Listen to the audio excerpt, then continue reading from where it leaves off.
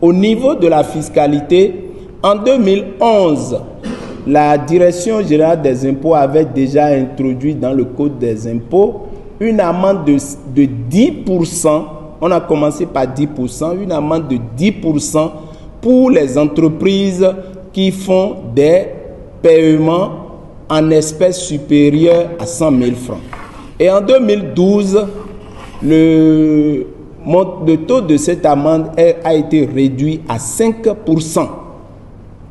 Et c'est les 5% qui sont appliqués jusqu'au 31 décembre, qui vont être appliqués, jusqu'au 31 décembre 2024.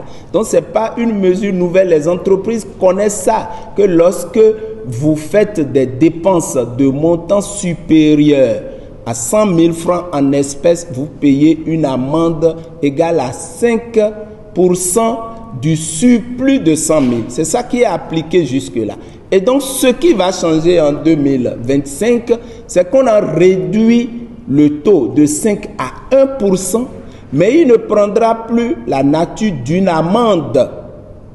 Ce sera donc un prélèvement direct de 1% pour une meilleure application et pour une généralisation de la mesure, parce que la mesure pesait exclusivement sur les dépenses effectuées par les entreprises. Et si nous mettons en place des mesures de bancarisation, des mesures de digitalisation, il faudrait que ces mesures soient renforcées. Il faudrait que nous diminuions le transport et le paiement de nos dépenses en espèces. Donc, aujourd'hui, le gouvernement a développé beaucoup de systèmes de paiement digitaux et vous avez le paiement par téléphonie mobile qui ne constitue pas un paiement en espèces. On peut l'utiliser, les virements bancaires, les chèques, etc.